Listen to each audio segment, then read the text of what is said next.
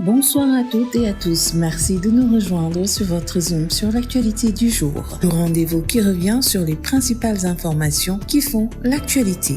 Le collectif des familles des martyrs, le collectif des victimes de Macky Sall et l'initiative Zéro Impunité tiendront une conférence de presse ce jeudi à Dakar. Ils feront le point sur les procédures judiciaires liées aux violences politiques de 2021 à 2024 et se prononceront sur le retour annoncé de l'ancien président Macky Sall ainsi que sa candidature au poste de secrétaire général de l'ONU. En déplacement à Doha pour présenter ses condoléances à l'émir du Qatar après le décès de son père, l'ancien président Macky Sall a rencontré Karim Wade. Cette entrevue entre les deux personnalités sénégalaises s'est tenue en marge de cette visite officielle dans l'émirat qatari. Actualité politique toujours, une plainte a été déposée contre Ousmane Sonko auprès du parquet de Dakar par le collectif des petits-fils de Serigne Touba. En cause, des propos attribués au président de PASTEF affirmant que l'argent sale est entré dans la ville sainte de Touba. Les plaignants estiment que ces déclarations portent atteinte à l'image et à la réputation de la cité religieuse et demandent l'ouverture d'une enquête ainsi que d'éventuelles poursuites si les faits sont établis. En participant au forum politique de haut niveau sur le développement durable à New York,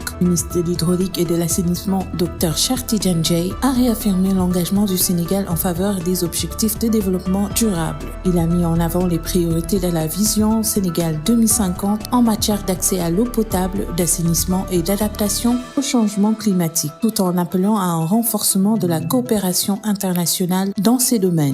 La Banque mondiale a approuvé un financement additionnel de 40 millions de dollars, soit près de 23 milliards de francs CFA, pour soutenir le développement territorial en Casamance et à Kédougou. Ce nouvel appui porte l'enveloppe totale du projet de 85 millions de dollars et permettra de renforcer les infrastructures, services essentiels, l'agriculture, l'éducation et la formation professionnelle au profit d'environ 850 000 bénéficiaires. Actualité internationale. En Israël, un soldat a été condamné à 5 ans de prison pour avoir transmis à un agent iranien des vidéos d'interception de missiles durant le conflit de juin 2025. Selon l'armée israélienne, il aurait reçu une rémunération en échange de ces images, un acte jugé particulièrement grave par le tribunal militaire. Finissons avec l'actualité sportive. Le Borussia Dortmund s'intéresse à Ibrahim Bey et a pris contact avec le Paris Saint-Germain pour se renseigner sur un éventuel transfert du jeune international sénégalais. Également suivi par plusieurs clubs de Première Ligue, l'allié de 18 ans pourrait quitter le PSG et réclamerait entre 40 et 50 millions d'euros